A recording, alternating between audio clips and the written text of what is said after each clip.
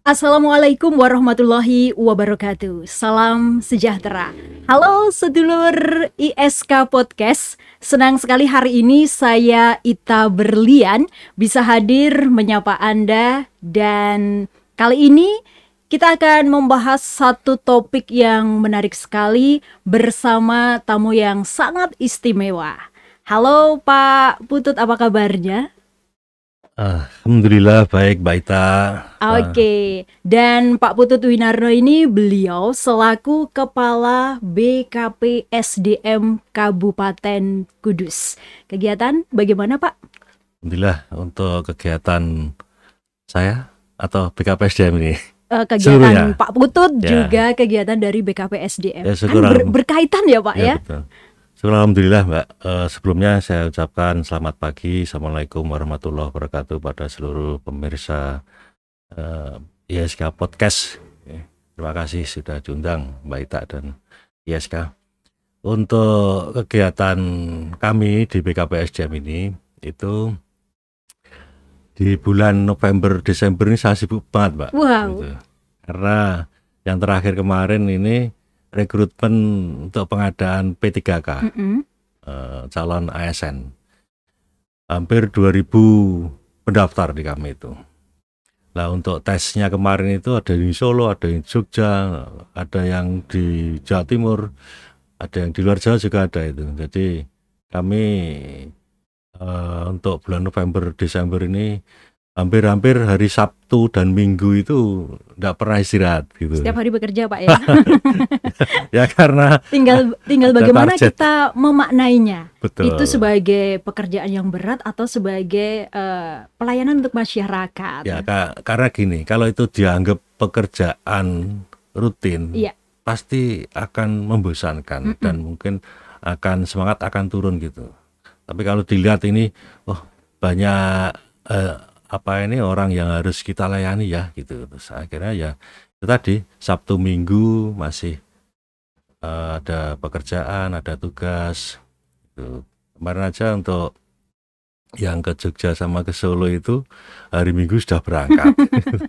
Ada satu persiapan gitu. Tapi pastinya dari Jogja dan Solo ada oleh-oleh spesial ya Pak ya? Ya, yang pasti harapan kami akan mendapatkan pelayan masyarakat, pelayan masyarakat yang mempunyai kualitas yang qualified lah dan profesional gitu. Karena ini merupakan salah satu rangkaian di merit system ya Mbak ya, di kami itu sesuai Undang-Undang Nomor 5 Tahun 2014 itu untuk merit system itu ada 8 aspek ya. Yang pertama itu yang perencanaan terus pengadaan lah. Ini kami melaksanakan pengadaan ini. Itu salah satu cara kami untuk mendapatkan calon aparatur sipil negara gitu, untuk bisa bekerja melayani warga masyarakat.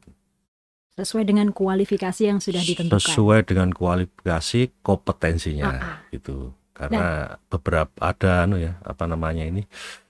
formasi-formasinya ya. Formasinya untuk pendidikan, kesehatan dan teknis. Gitu. Ya, itu sesuai dengan kualifikasi pendidikan dan nggak sembarangan nih Pak.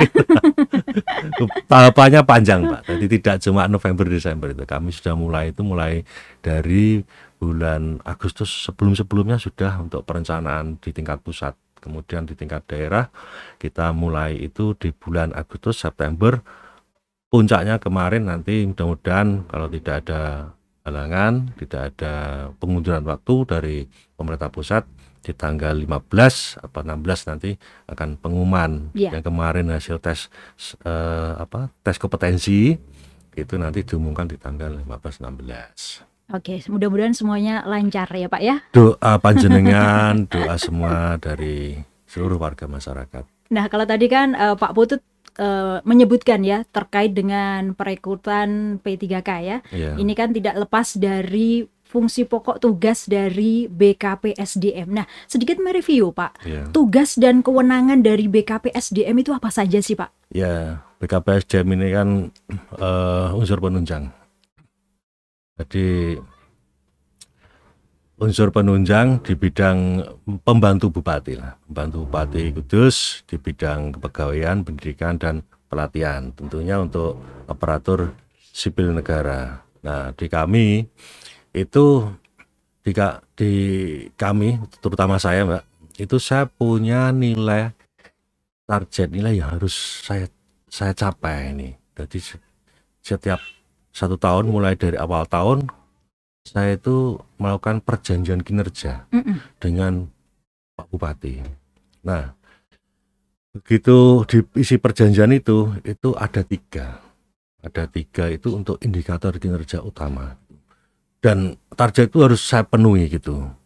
Yang pertama itu indeks profesionalitas aparatur sipil negara yang ada di Kabupaten Kudus. Kemudian yang kedua itu indeks nilai merit system itu di Kabupaten Kudus. Terus kemudian yang 3 adalah sakit gitu.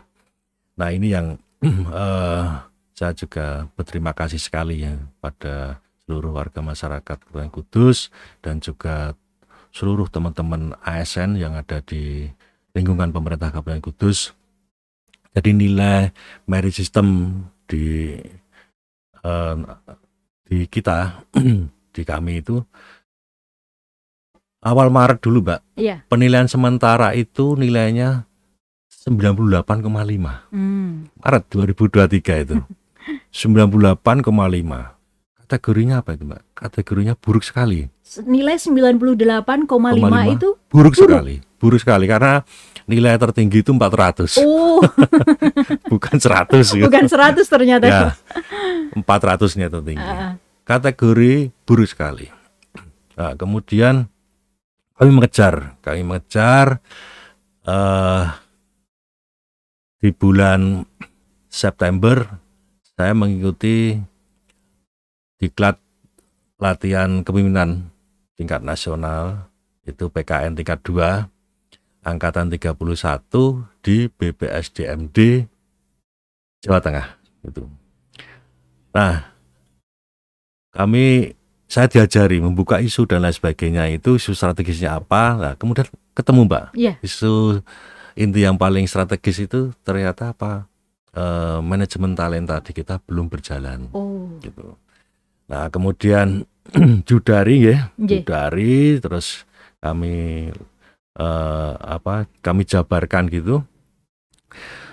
Kemudian kami mengikuti penilaian ke Komisi Aparatur Sipil Negara untuk merit system. Di awal November itu kami mengikuti penilaian, syukur alhamdulillah, Mbak. Iya. Gitu. Nilainya menjadi 250,5 dari 98. Dari buruk sekali itu. Karena nilai paling minimal seharusnya 100 gitu. Oh gitu. Kita di bawah 100.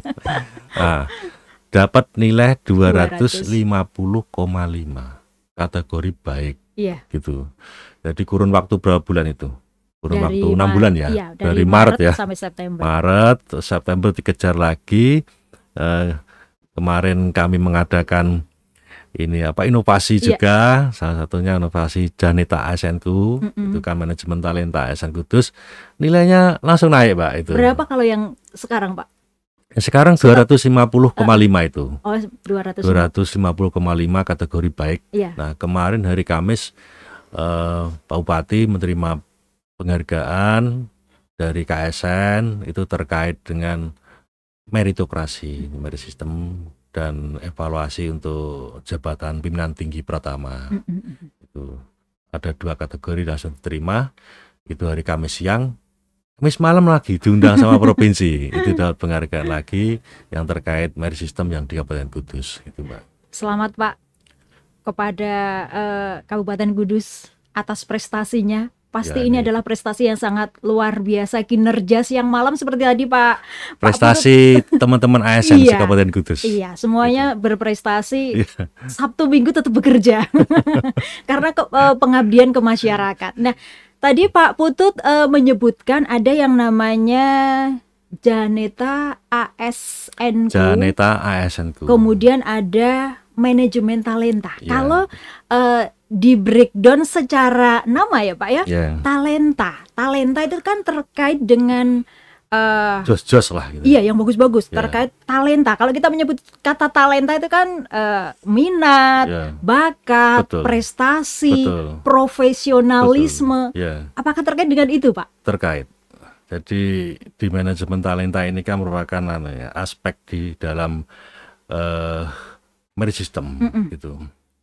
Jadi ada 3 aspek yang di merit system yang terkait dengan manajemen talenta ini. Iya. Gitu. Jadi dari pengembangan karir, kemudian mutasi promosi, kemudian pengembangan kompetensi.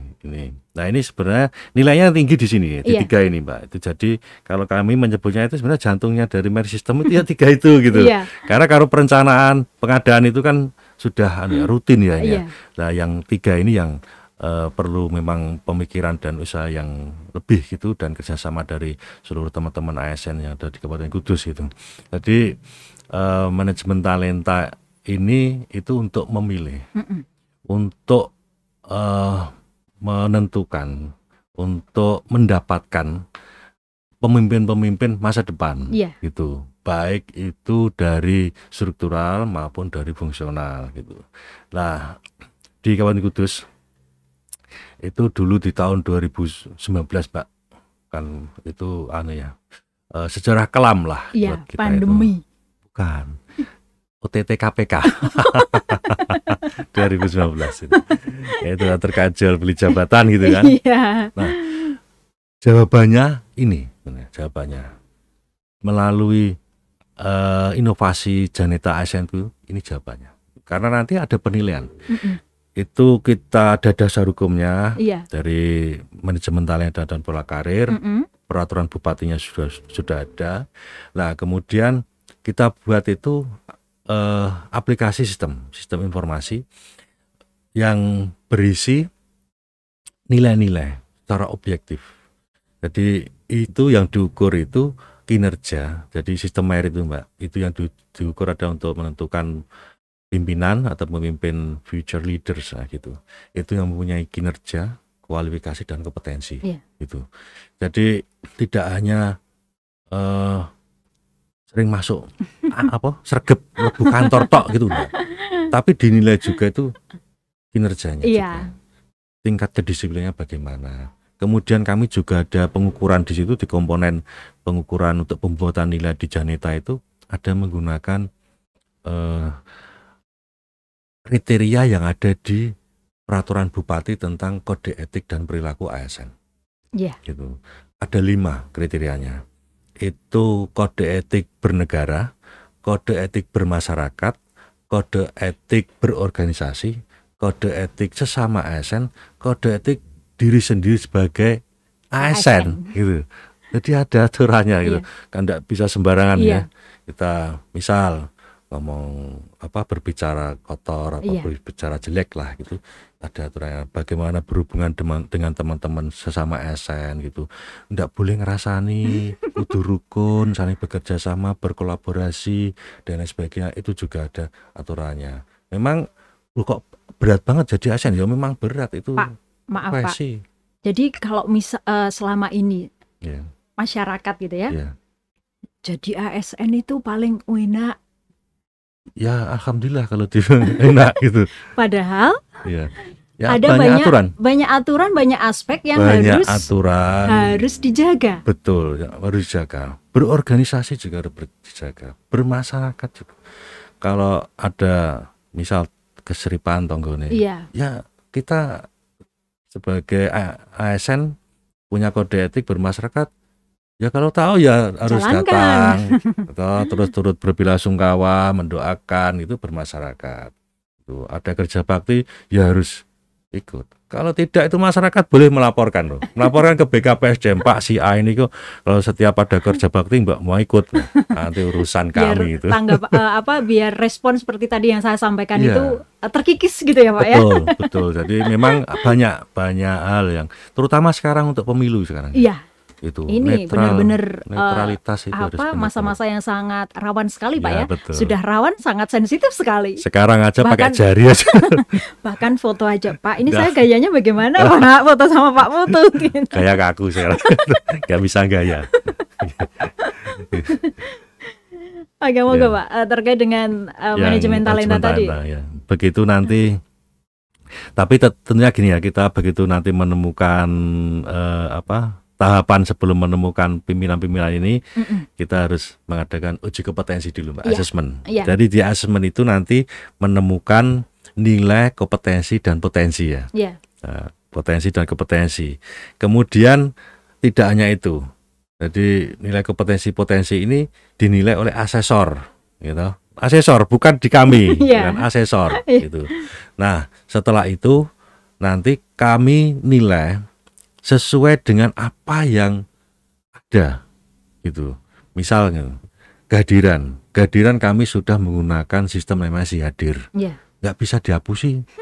Kalau nggak pernah hadir, dia bisa ngapusi pimpinan unit kerjanya, tapi tidak bisa ngapusi di kami, karena di kami pegang sistem. Gitu.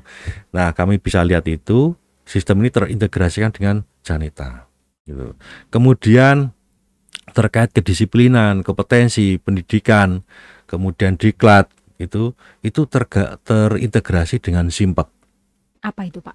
Sistem informasi kepegawaian, gitu. Jadi di kami itu sudah tersistem semua, Mbak. Database itu harus lengkap. Kalau tidak lengkap, lah salahnya sendiri. Kami sudah mengingatkan berkali-kali, update itu data kepegawaian panjenengan semua. Kalau tidak, kalau panjenengan naik pangkat, jenengan mau promosi tidak bisa, ya jangan salahkan kami. Kami kan membantu melayani para ASN. Gitu. Tapi tolong dong bantu.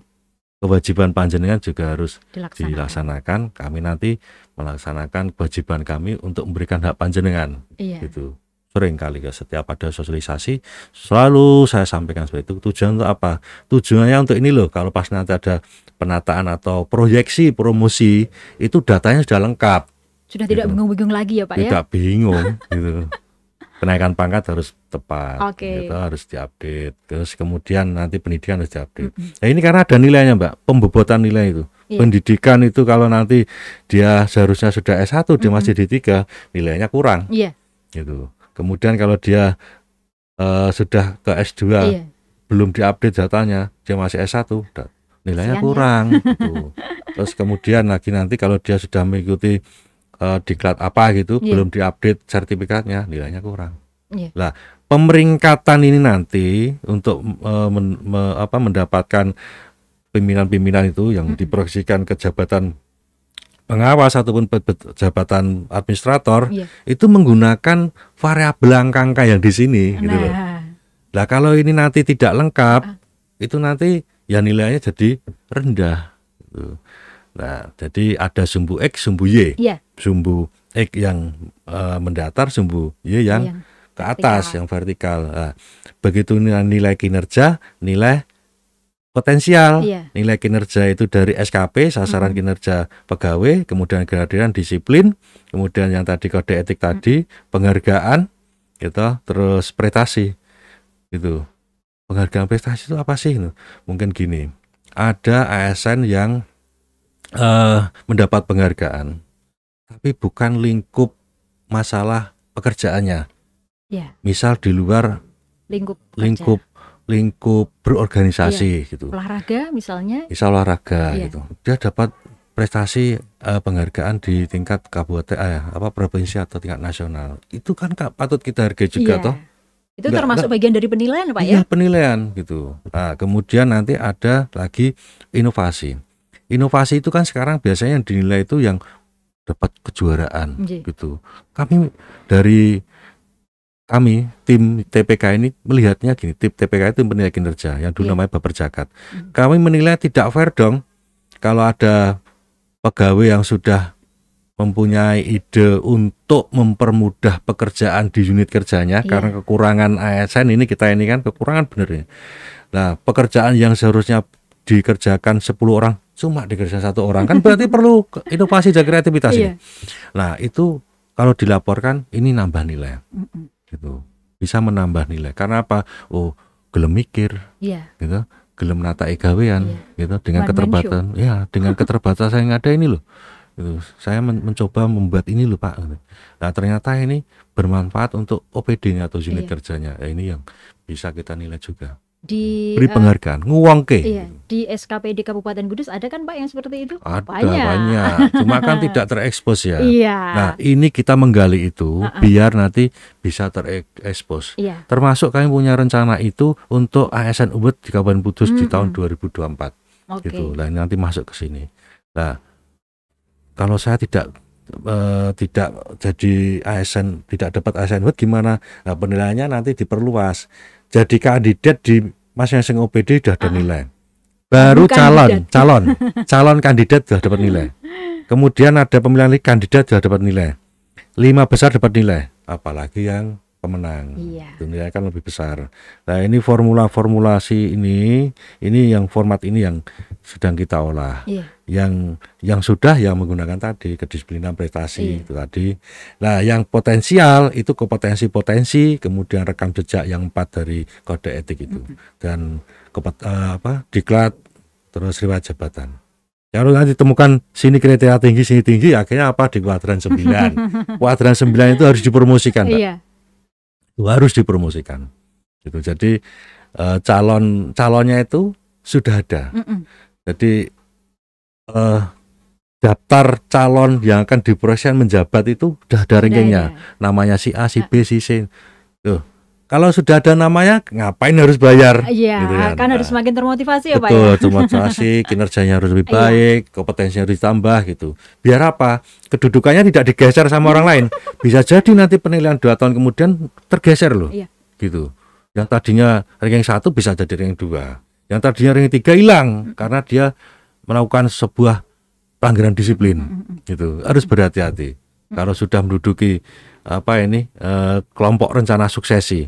Ini harus berhati-hati karena di kuadran 9 itu pasti nanti dipromosikan. Iya. Nah, Pak, untuk hal-hal seperti itu sebenarnya ada sistem senior junior, maksudnya ASN muda atau ASN yang sudah tidak ada. Seperti itu atau Tidak fair, Pak? Fair gitu. Fair. Yang penting persyaratan yang pertama, yang profilnya, misal untuk eselon 4 atau pengawas, itu persyaratan pangkat terendah 3B, karena kan 3C di bawah 3C, pangkat di bawahnya kan 3B. Kemudian masa kerja 4 tahun minimal. Itu sudah bisa masuk, terpisahkan dulu. Okay. Terus pendidikan minimal D3, terpisahkan dulu. Ini yang belum. Nah, ini baru diuji kompetensi.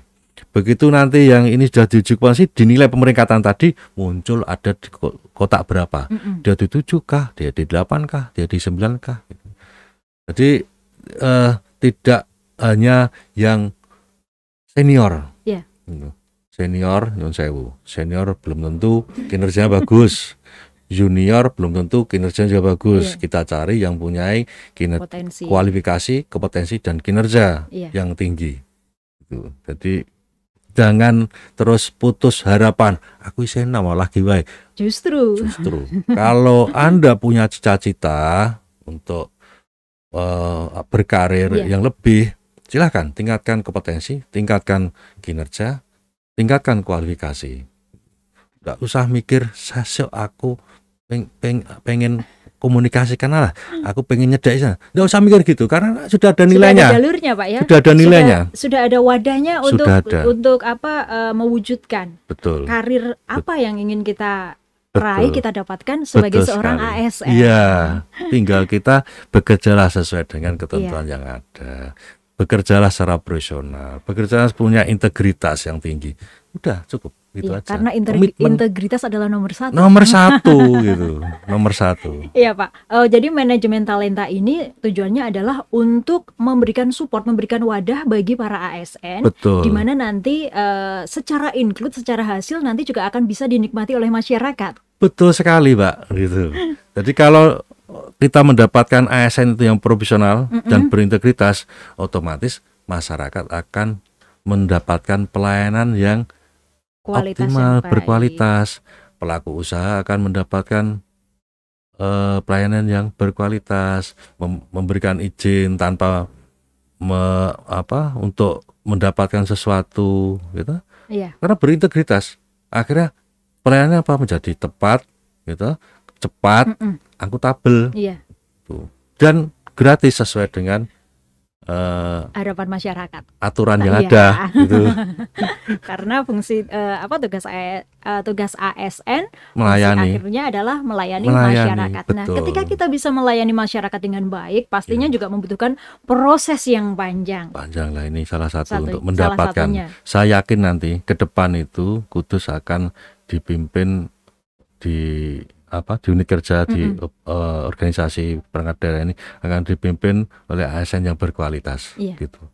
Dorongan semua pihak. Masyarakat tolong dibantu kami kalau ada yang ASN yang nakal, laporkan ke BKPSDM. Jangan takut gitu. Atau bisa laporkan ke WA saya gitu. Setiap sosialisasi tak sampaikan Mbak, Iya. WA saya itu. Tuh. Bisa silakan, tapi asal jangan laporan ya.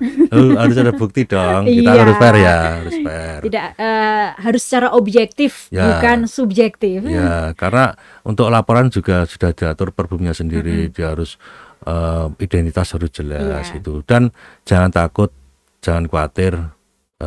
Terus kami buka ini yang laporan ini loh, ini tidak. Tujuan kami untuk meningkatkan pelayanan ke depan aja lah, biar masyarakat Kudus ini semakin jelas seperti visi dari pemerintah Kabupaten Iya. Kudus. Jangan sampai laporan-laporan itu hanya menjadi sebuah fitnah.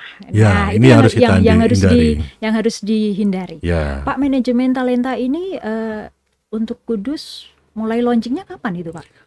untuk Janeta ya. Iya, Janeta. Janeta SN-ku di launching tanggal 15 November kemarin. Oh, Ya. iya. Ini sebenarnya hal baru. Iya. Sebenarnya hal baru.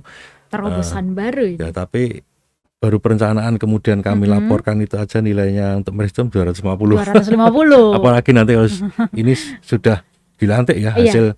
hasil dari Janeta ini sudah dilantik, mesti akan menjadi lebih tinggi nilainya. Iya.